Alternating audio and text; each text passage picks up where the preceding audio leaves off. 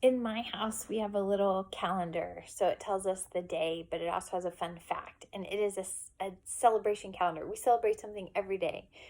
It could be International Bagpipe Day. It could be Thread and Needle Day. It could be National Ice Cream Day. Today, as I'm recording, it's actually International Spider-Man Day. Who knew he had a day? But I love that because we love Spider-Man in our house, and he happens to be my husband's favorite character ever in a comic book series or a movie because the storyline of Spider-Man is so compelling.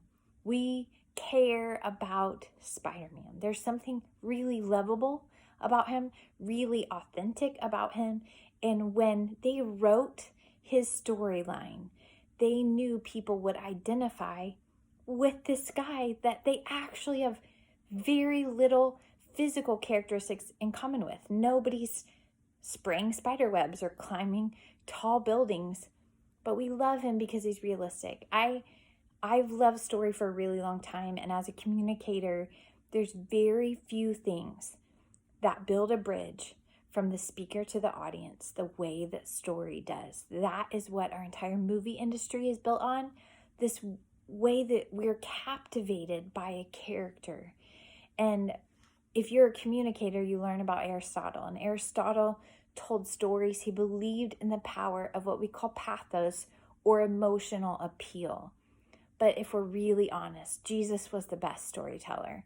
And we call them parables, but they're just stories that we can relate to, stories we can identify with. This is my favorite quote when I'm teaching about story, and that is this: while our experiences are unique, our emotions are universal.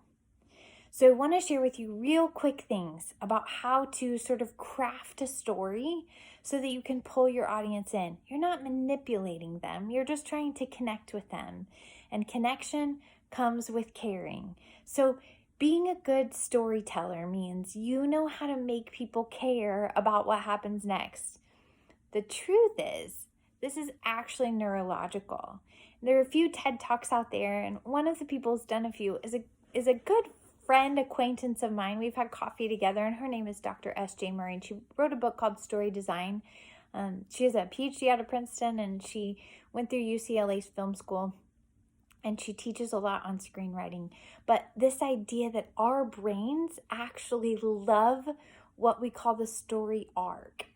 And so as you're crafting a good story, whether you're telling a story in the Bible or you're sharing a story from your own experience that you want to sort of build on or draw meaning out of for your message, you want to follow this story arc. So we call it the OCD of storytelling. So I'm going to give you 3 words. The acronym is OCD. So if you are an Enneagram 1, that should be easy to remember. But the first O is oxytocin, and that is where at the beginning of your story you want to make people care. A few years ago, I won a story contest in front of a huge group of people, all strangers. I knew one person out of maybe 1,000, but I knew that I had to sort of make myself likable. People don't often like people that have everything together. They like people that are competent, research says, but we like people who are flawed. That's sort of why we have this affinity for Spider-Man. But this idea of oxytocin means I want you to care. So I'm going to sort of build myself in, maybe use some self-deprecating language.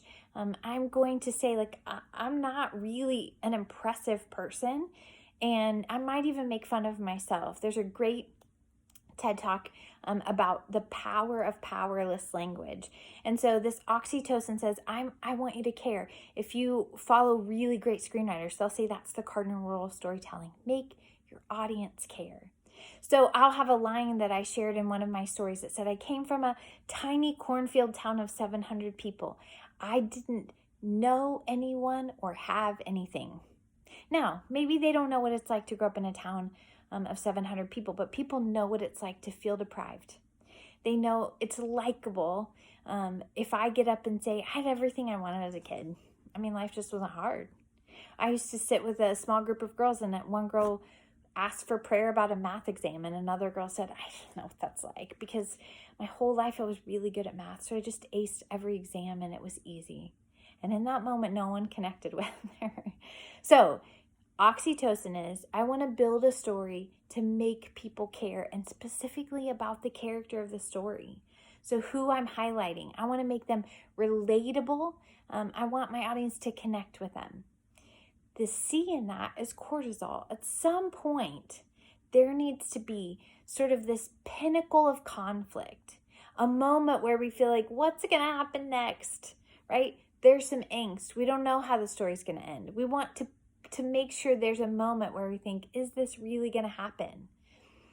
So we have oxytocin, our audience buys in, that is chemicals released. Then we have cortisol, where we feel this angst that if this doesn't end well, we are going to feel physically ill. It's why we binge watch television series, because if they leave us at what they call cliffhanger, nobody feels peaceful standing on the edge of a cliff. We need there to be resolve. So cortisol happens, our blood pressure increases, we feel angsty, and we need resolve. And that's that third chemical called dopamine. How is it resolved? So oftentimes you'll hear pastors or communicators start with a story and talk about it. They'll get you to care, to think about it. They might leave you at the cliffhanger, then they'll finish at the end. I don't always love that. But you want to make sure that when you're telling the story, that you sort of follow this arc of, how am I using language that gets my audience to identify with me, to connect? Then am I creating a moment? Am I making sure that I'm pulling people in and creating this cortisol moment where they want to know what happens next? And if you don't tell them, they're going to feel like, we can't just leave Jesus on the cross, right? We need to know that he came back from the dead. He's alive. With Lazarus, right? When they said, hurry, come, he's sick. And then they find out he's dead. We can't just leave the story with Mary crying and Jesus crying with her. Like, what happens at the end of that? We serve a God that believes in that last chemical, and that's dopamine. Our minds experience a dopamine hit, which is peaceful, creates resolve when we finish the story that says happily ever after. And not every story ends happily ever after, but it should end with hope and with purpose, and where we go, oh, I see what you did there. I see the meaning in that. I see the purpose.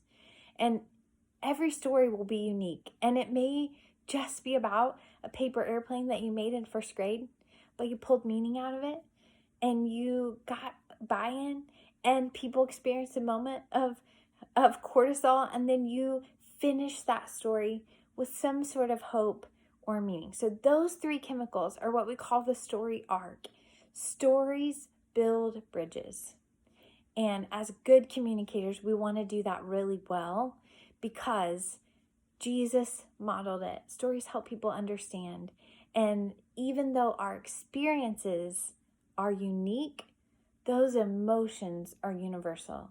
And we can translate hope and purpose and meaning through stories, whether it's scripture, which I call our education, our research, or it's experience. It's what God has done in our lives. We can do that effectively. So thanks for letting me share just a little bit of insight into stories as a communicator. And as you build your own stories, find the characters that you identify with. It may not be Spider-Man, but as you learn those and you create those, identify with those characters, here's what I love. You'll realize that you're living a story, and you want to live one that glorifies God well and that people can relate to. So thanks for letting me share.